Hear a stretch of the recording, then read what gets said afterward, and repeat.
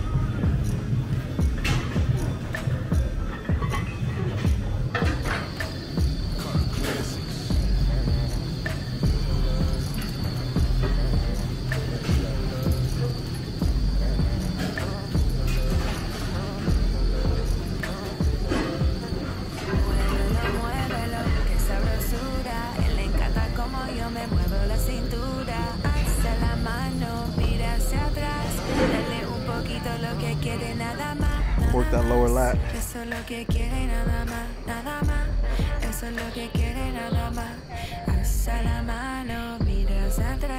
Working the back is all about variation. It's all about variations, man.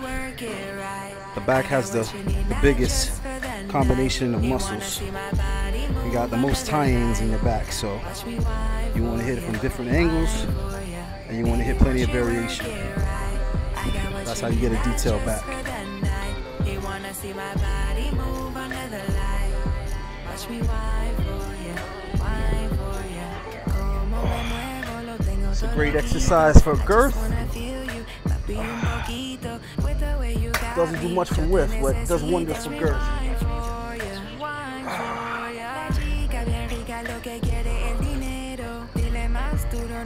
See a lot of people doing this exercise wrong. I'm gonna show y'all how to do it right.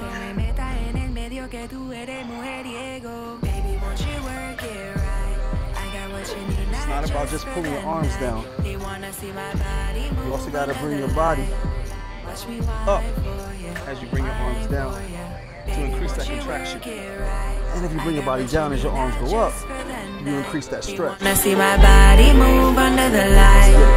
Watch me wine for you, wine for you.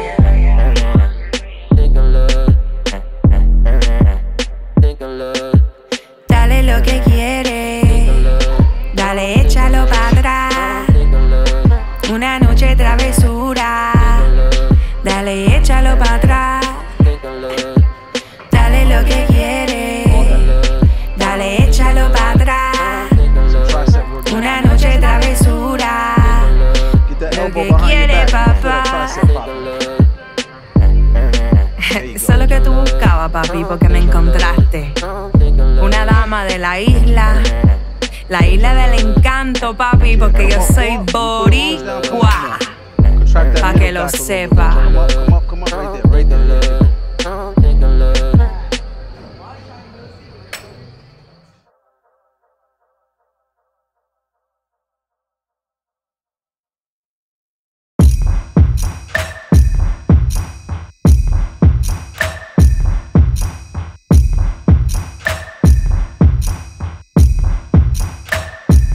classics. Think a look.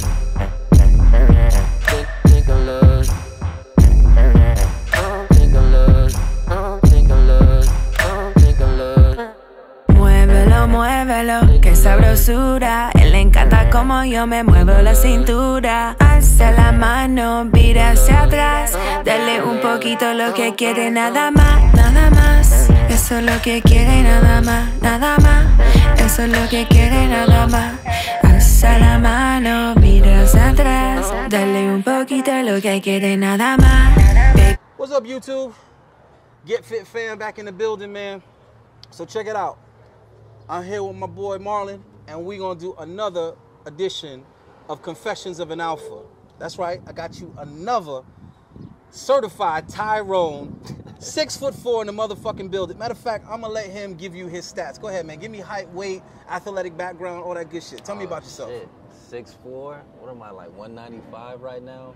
Mm-hmm. Basketball background, bodybuilding, powerlifting, whatever. You know, just basic shit. Nothing too crazy. Basic shit. All right, so listen, we coming off a fucking sick back workout. You know what I'm saying? You know we got to stay in shape. We got to stay motivated. It's part of masculinity, man. Always active, always staying strong and getting stronger. And what we want to talk about today, man, is we want to talk about the ladies, because I'm bringing y'all the truth from the horse's mouth. You know what I'm saying? Y'all talking about Tyrones when they ain't in the building, when they're not present to defend themselves. Y'all giving them a bad rap, but man, I know a lot of guys that fit that description. That's they hard working, they're dedicated, they're disciplined, they're focused. And in the manosphere, man, you talk about these guys like they're a bunch of lazy bums playing video game, eating fucking cereal, and just randomly fucking bitches at ease. And I don't believe that that's the case. So we got a certified Tyrone right here to let you know what his dating experience and interactions with women is like. Before that, for the viewers, you should define what you consider a Tyrone, because it's such a broad right and negative connotation type of term, especially in the black community. So I think it'd be better if, before we even start anything, you explain to them exactly like what it is to be a Tyrone. Okay, so the difference between Tyrone and, say, Pookie and Ray Ray. Yeah. From what I understand, Pookie and Ray Ray is like your typical thug, you know what I'm saying, dope boy, street rat type element. So the Pookie and Ray Ray's having a negative connotation, I have no problem with that, because, you know what I'm saying, that is probably one of the worst, if not the worst element in the black community, right? It's the drug dealers and the pimps and dope boys and shit like that, right? So, okay, but when it comes to the Tyrones, yes, I feel like it's delivered with a negative connotation, when really the Tyrone is the black version of the Chad, and all that is really a dude that's tall, alpha, in great shape, and is found attractive physically by the ladies. And last time I checked, that's nothing negative about that. And it doesn't mean that, you know what I'm saying, if you're good looking and you're fit and athletic, that somehow you're also dumb. Like Chad equals dumb jock. Yeah. You get what I'm saying? Yeah. When I don't believe that that's the case, especially if you're a fucking college athlete. You can't be dumb and a college athlete, because you got to pass your fucking classes. So, yeah, I think it gets a lot of negative esteem, and it's not warranted. But I think the issue with that is that a lot of so-called Chads and Tyrones aren't coming into this atmosphere. They're not coming into the manosphere and speaking their piece and kind of giving their experience, you know what I'm saying, in life and dealing with women. So we're not hearing any vocalization from that crowd. So that's what I aim to bring, is that voice, because I feel like the only guys that are voicing their experience are the guys that are having problems with women and struggling with women. So we're not hearing from the guys who aren't necessarily struggling, even though I know you have your struggles. That's the point, right? Yeah. So we'll get into some questions, or some myths, I should say. How would you describe or quantify the advantage that you have with women due to your height? Oh, I mean, it's kind of self-explanatory, you know what I mean? Like, most women are attracted to me just because of the fact that they look up to me. You see what I'm saying? And when it comes to the whole concept of Tyrone, for me personally, I didn't know I was a Tyrone until after the fact that I got in a serious committed relationship, because a lot of times people think Tyrone is the guy that's going in to wreck homes and have sex with as many women as possible, et cetera, et cetera. But for me personally, a lot of times the women that I was, you know, doing what I was doing with, I didn't realize they had a boyfriend until after the fact. Mm-hmm. My whole mindset was, hey, I'm getting to know someone I like. Right. You know what I'm saying? We're spending time together, and then they just ghost me, and it was like, all right, I was just some dick for a season. Exactly. But then next thing you know, okay, damn, I find their Instagram, or I find this, or I find that, and they're like celebrating their 5th year anniversary. Exactly. So for me, it was just kind of like, I was a Tyrone on accident, and I didn't enjoy being the side nigga. I know there are niggas that enjoy being the side nigga. Let me jump in there real quick. I don't think you were a Tyrone by accident because we don't choose to be Tyrones. We don't choose our height, and we don't choose the way that women view us. Well, as far so as it's the women that are deciding who's Tyrone and who's not. Okay. Just like it's technically women decide who's alpha and who's beta. As far as the way I was interacting with women, right, is what I meant. I wasn't intentionally interacting with women to be a tool. You know what I'm saying? To be a tool, basically. I was more so, and to this day, well, I'm in a situation now, but I've always looked for long-term relationships. You see what I'm saying? That's always been, I've always seen, like, my parents, they were married, before my mother passed, they were married like 35, 36, 37 years. You see what I'm saying? So one thing my old girl said to me before she passed, she was like, the woman you marry, treat her the way that you would want me to be loved. And then she reminded me of that before she passed. So for me, it's kind of like, I've always had that approach with women. It just so happened that women, when they first see me, they're like, oh, he's a playboy. Oh, he's a exactly. fuckboy. They categorize you oh, already. He's trying to da-da-da. So to them, it's just like, okay, I'm just going to let him fuck. Get what I can get. You know exactly. what I'm Dude, I've had that experience so many times. And just like you said, you don't realize that until after the fact, till you get into conversation with the chick, and at some point she admits to you, hey, when I met you, I didn't think that you would have anything serious with me, so I was like, yo, I'm just gonna fuck this guy. Yeah. Straight up. That's how women operate, bro. They try to put you in a box immediately. So you could be in your head, you're courting and pitching for a relationship, but she's already decided that you're just a fuckboy. She's already decided that she's just gonna use you sexually while she's pursuing commitment from other men who she's holding out on sexually. So she's holding out sexually on the guy that she thinks is a relationship prospect, right? But for the guy that she considers a Tyrone, she's like, oh, he can have any girl he wants. He's not gonna be committed or faithful to me, so I'm just gonna use him physically and call it a day. But what I will say is that you equally have women who will be pursuing a Tyrone or a fuckboy for a long-term relationship, and they're delusional because this guy is showing you that he's only interested in fucking around and that he has multiple women, but yet you're over here angling for a relationship with this guy. So women are weird as hell, bro, when it comes to that. They're so, like, not realistic. Like, the guy who's acting like he wants a relationship, that's the guy that they want to put in just a fuck buddy box. And then the guy who's just treating him like a fuck buddy is the guy that they're trying to get a relationship out of. It's like, what the fuck? And then they're never honest. They're never And they're never upfront about that, right? They don't let you know until later on when you're having that heart-to-heart conversation. So even though this guy's 6'4" and I'm coming in at motherfucking 5'10", we still have a lot of similar experiences with women. I've been that guy many a times where I'm like catching feelings for this chick, and you know what I'm saying? I'm thinking things are growing great, and in her head, she's over here in a relationship with some lame-ass fucking dude because he looks good on paper. He looks good at the company party. He looks good at the fucking family barbecue. You know what I'm saying? So that's the dude that she wants to present to the world and hold hands with, but behind closed doors, she wants to choke on my dick. So you get what I'm saying? It's crazy because she'll commit to that guy and get married to that guy, but she won't choke on his dick.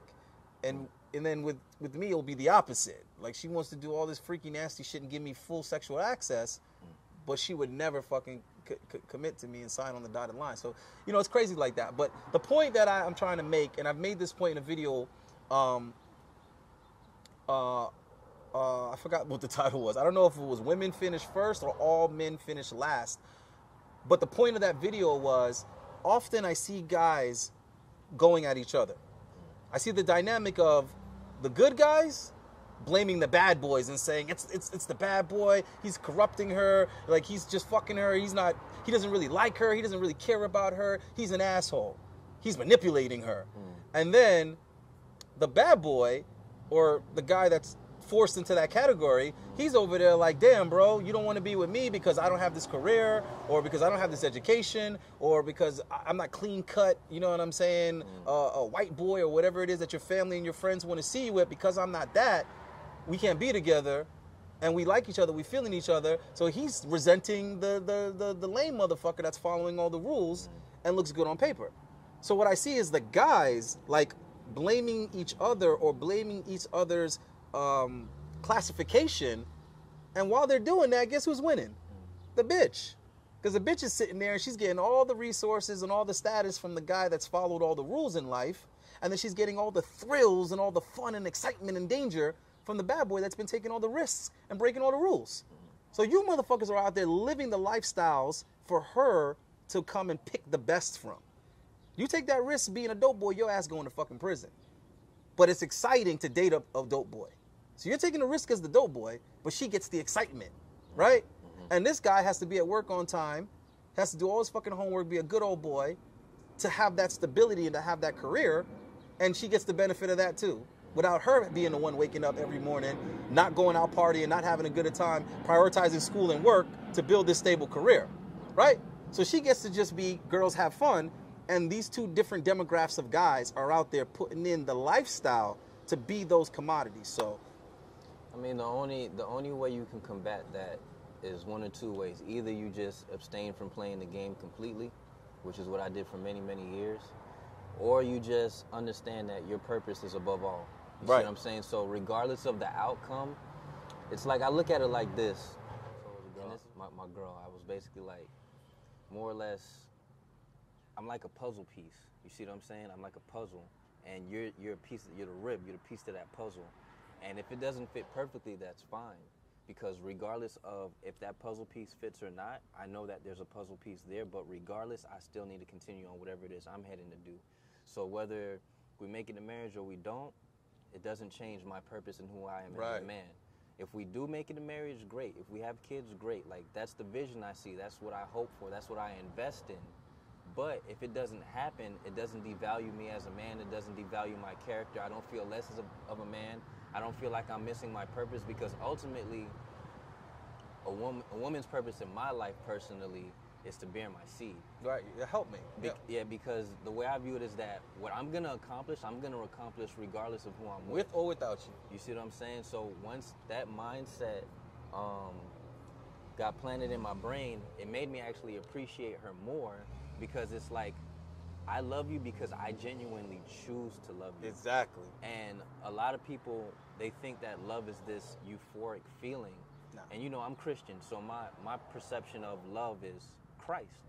And what love is ultimately long suffering. It's work. And you know what I'm saying? It's work. And you're making sacrifices and you're doing things that you may not necessarily want to do. Right. But because you love that person so much, so unconditionally, my whole situation is that whoever I marry and whatever kids I have, at a minimum, my height is their minimum. So, for example, if I have 3 kids, at a minimum, they're all going to have a house paid for. They're all going to have a car paid for. They're all going to have college paid for, at a minimum. You see what I'm saying? They're all going to have their trusts open up. They're all going to have their LLCs from the day that they're born. So by the time they're ready to invest in their business, if they choose to do so, there's already 18 years of credit built up. Exactly. They're going to be my authorized users, all that, at a bare minimum. And my wife is going to get set up with that too, at a bare minimum. So that if I do pass away or anything happens with my trust, whether it's overseas, whether it's whatever, domestic or international, she's going to be straight too. Right. And that's the legacy I want to leave. And whether I'm around to see it or not at this point is irrelevant, because what love is to me is not necessarily how I feel while I'm doing it, but me looking at point A and point B and saying no matter what happens in between, we're getting there. We're getting there. Right. And you're running your relationship and your family like a business, and you're a CEO, and this is the benefits of coming on with this company, committing to this, whether you come on or not. This is happening regardless, right? This structure is in place, and we're going to do what we set out to do. If you want to be part of this team, these are the benefits of it, right? But this is also the requirements of it.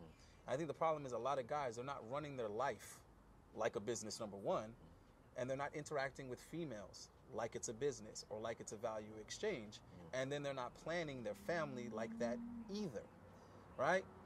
So, you know, why do you have advisors? Why do you have mentors? Why do you have lawyers? Why do you have accountants? Why do you have managers? Why do you have all these people work with you? Because these are people that are putting things in place, right? You have all these contingency plans. You have all of these insurances that need to be put in place. All of these things need to be taken care of because we're dealing with the future, right? When this company is worth X amount of money, we have to have all these things into play to protect us, right? How many guys are running their family like that? Or how many guys are putting that much foresight into the planning of their family? And if you're coming with that level of vision, that level of planning, what woman isn't going to submit to that and to come to that and say, oh shit, this motherfucker has this shit all planned out and he's making it very clear what my piece of the puzzle is, what I need to do to fit into that space that's available. You get what I'm saying? Yeah. So I think guys don't even know that for themselves, so they're definitely not communicating that to the woman. And I think that that's how relationships should be in general, whether it's friendship,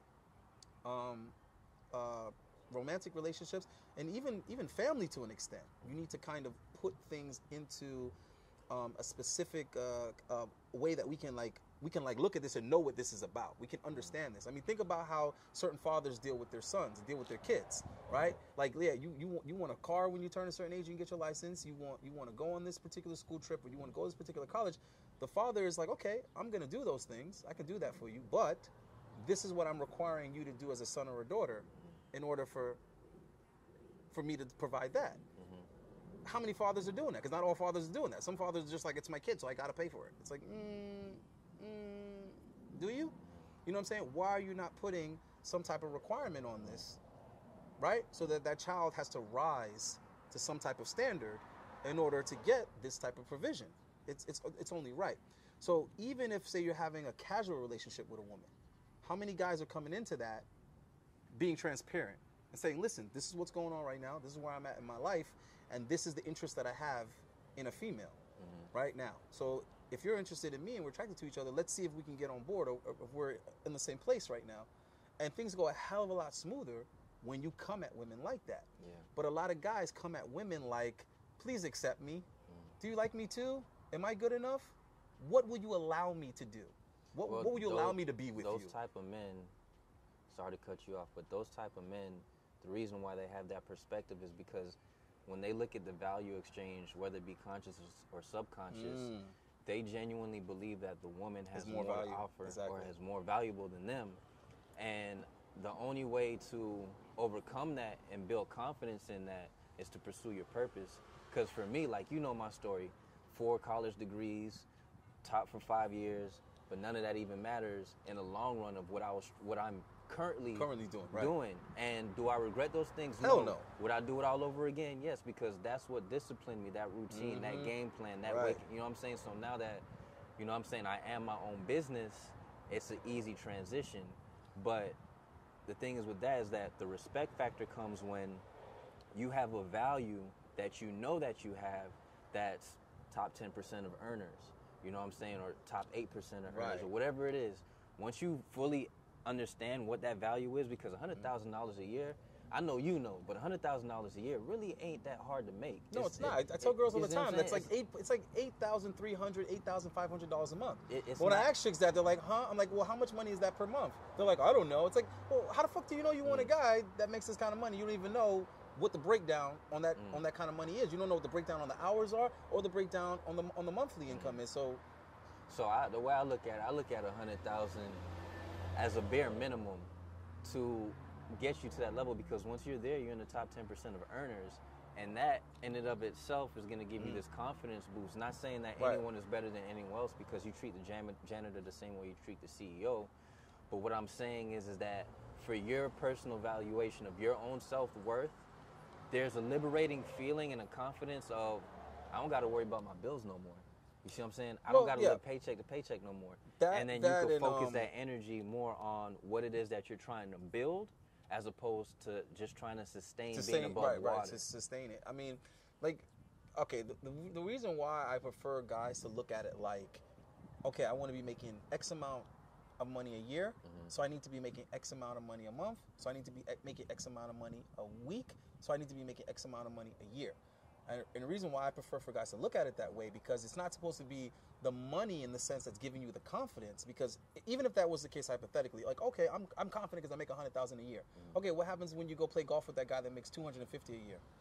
Is your confidence going to evaporate? No, it's not. So the confidence isn't coming from necessarily how much money you make. The confidence should be coming from the goals you're accomplishing.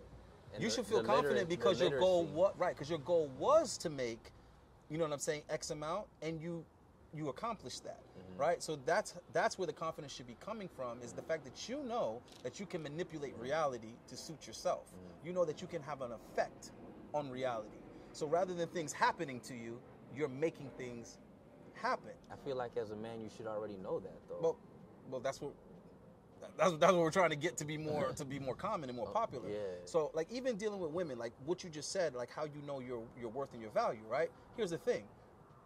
Let's say guys have that. I'm gonna tell you right now what you're gonna run into with women. You're gonna run into the problem of her not knowing that, her not recognizing that. Like me, you know what I'm saying? It's not even like I'm so cocky or so arrogant, but there's been plenty of times when I felt like this dumb bitch is brushing me off. She doesn't realize it's her loss. You see what I'm saying? I'm not just saying that because I'm the shit. I'm saying that because of who she might be and what she might be doing. There's several ways that I could have helped her. Like several ways I could have helped her do what she's trying to do much more efficiently. Plenty of contacts I could have given her, right? Plenty of game I could have given her and strategy I could have given her, but she'll never get it because she just brushed me off like I was just some other motherfucker. And it's like, okay, you don't know who I am. She's doing you a favor. Right? No, she's doing me a favor, but it's her loss. But so what I'm saying is, how would you convey that to a woman in the classiest of ways? How would you basically say, listen, hey, I make over 100K a year, I'm over 6'3", I'm traveled, I'm educated, I'm well-spoken. How do you say that I'm all of this without it being tacky or lacking taste? How do you do that in a elegant and a classy way? You basically let a chick know, hey, don't fuck this up, ride with me, go with the flow. How would I do it? Well, you know me personally, man. I'm the lowest of the lowest of keys, bro. You know what I'm saying?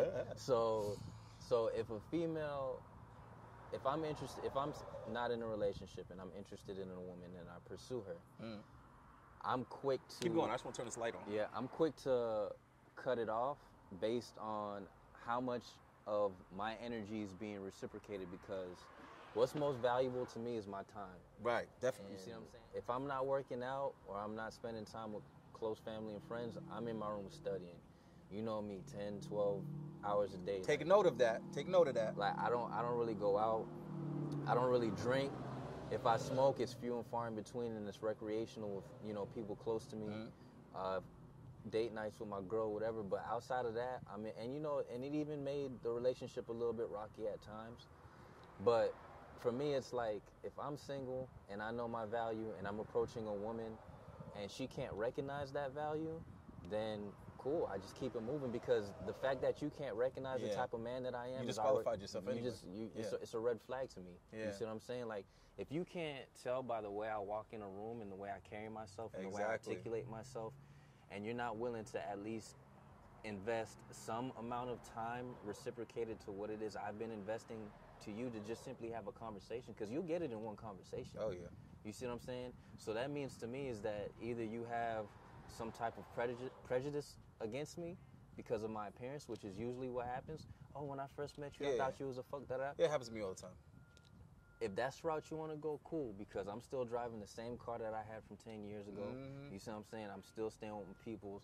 Like, I'm not here to show off or impress anybody. Yeah. So for me personally, if that value is not seen, because I can immediately see a woman and identify her value the second she opens her mouth. Yeah, it's easy with women.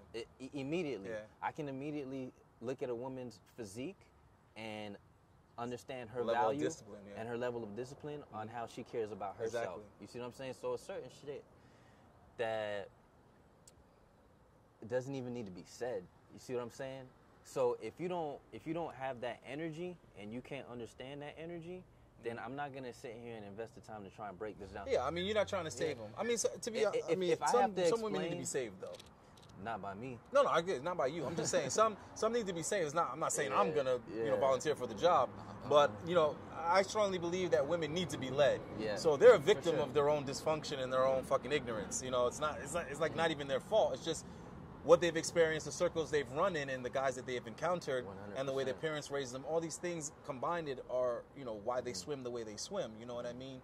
It might be you that needs to pick them up, take them out the pond, and throw them in a stream or a river where they can fucking get around some higher quality people. But I want to touch on what you said about your time is your most valuable resource.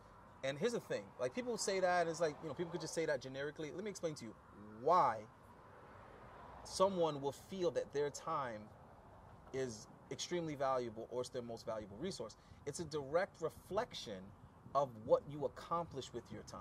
If you make a lot of fucking money with your time, guess what? An hour of your fucking time is very valuable because you make a lot of money in that time.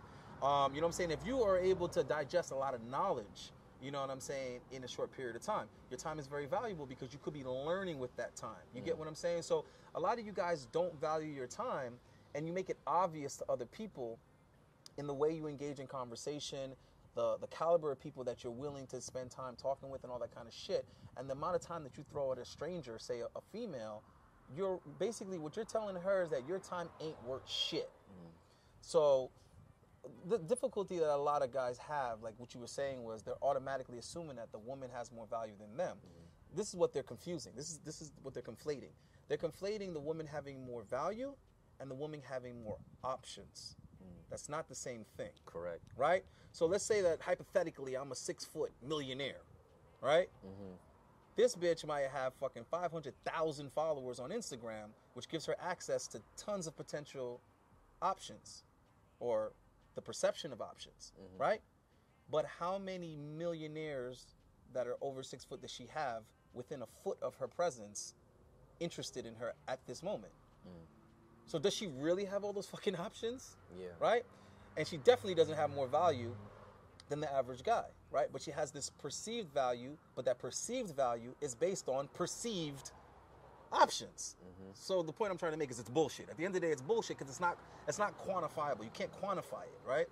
So so guys need to start taking themselves a little bit more seriously is the problem, because we are so conditioned to think gynocentric that we're measuring everything with a female ruler. So you have guys that are like, he's alpha, he's beta, but the ruler that they're using to determine that's a female ruler. No, real shit. Yeah. It's female terms that you you're remember making what that I decision. said about that whole alpha beta shit? Right. Like, I don't fuck with it. Exactly. So we have to get out of that. We have to get out of that mind frame. As men, we need to get back to being the ones that set the tone. Like I have a video that's called Resurrect Chivalry. Because you hear that being said, like chivalry is dead and women killed it. It's like, nigga, time out, hold on. I'm not gonna argue whether or not women are killing chivalry, but I'll tell you this much: men birth chivalry. Women might birth like human beings, like women birth children. Men birth everything else. You see what I'm saying? Technology, architecture. You see what I'm saying? Art. You know what I'm saying? Any of the arts that you can think of, anything that humans have mastered, it's men that have broken into that, right? Chivalry included. So a lot of guys don't even know how old chivalry is. Chivalry, we're talking about from the ancient knights. We're talking about knights of Camelot type shit. This is where chivalry comes from. So you're talking thousands of years, right? Yeah. And it was a code amongst men. So if men created chivalry, it's not up to women for chivalry to no longer exist. It's up to us whether or not we carry on chivalry. Now, with that being said, it's up to us who we share our resources with. It's up to us who we want to hold a fucking door for. It's up to us who we want to pull a fucking chair out for. It's up to us. So if it's up to us, then it should be a seller's market. We've let it be a buyer's market, right? And we're confused as to thinking that we're the buyers. We're not the buyers.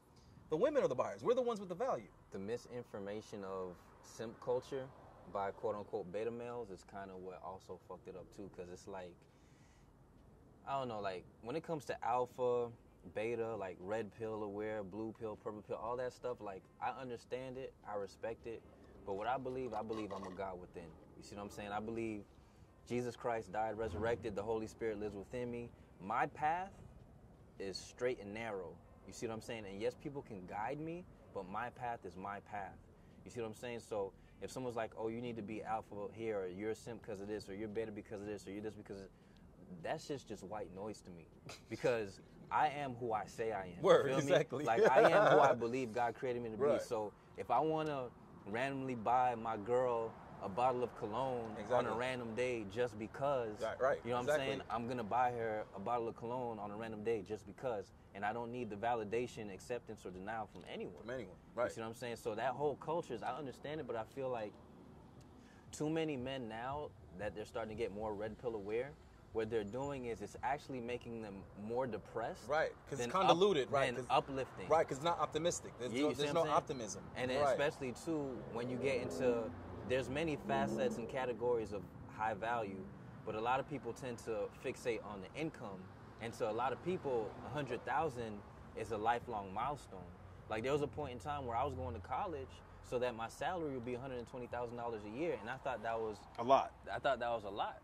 You see what I'm saying? But now it's kind of like I understand my value and my time. I kind of look at it like this. It's like, if I can make, let's say I can make $400 in an hour, right? Let's keep it simple. Let's say I can make $400 in a day, and I'm trading or whatever, right?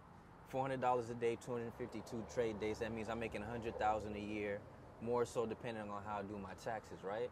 And someone wants to go out. Is me withholding my time from the market, is me withholding my time from building relationships with the people I already have, is that worth $400 that I'm going to miss out and not be compensated for? Oh, yeah. You see what I'm saying? So I know not everything is a value exchange, especially like husband and wife, boyfriend and girlfriend type relationships shouldn't be a monetary value exchange. But what it is it's resources. You see what I'm saying? Resources, for sure. It is resources, however you wanna look at it. So I look at it like this: is that most women treat femininity like a light switch. We turn it on and off when we want. No, it's true. But for men, say in the dynamic of marriage, where it's like, okay, the woman's responsibility, let's say, is provide sexually, provide food, whatever the case may be. A man's responsibility is to provide financially. A large percentage of the bills, significant bills, such that if the wife made no income, they would still be able to sustain. They'd still be good, right. I can't just turn that off when I want. No, I agree 100%. Because if I turn that off... you can't turn protection off either. Can't, all that, right? If you see a random woman right now and there's two black men and someone's trying to rob her, it's almost our societal moral obligation to protect her, right? But if it was another man, it's not the same. So my whole thing is that there's this on and off switch for women, there's no on and off switch for men, yet if we do turn the switch off, we're viewed as less, we're a deadbeat, we can't provide, we can't this, we get divorced, you know what I'm saying, all that? So the way I look at it is... But my point is men control that, though. Before I finish, that's what I was going to say. But my point is that all of that value is what you created yourself. You see what I'm saying? So if I can create this value and maintain it myself, I don't need my value to be motivated or inspired by whether or not she's doing what she needs to do. Because if she's not doing what she needs to do, I'm sorry to say it, but she's replaceable. Oh, no, of course. You see what I'm saying? Yeah, I agree. And the reality of the situation is like, we hear all the time is that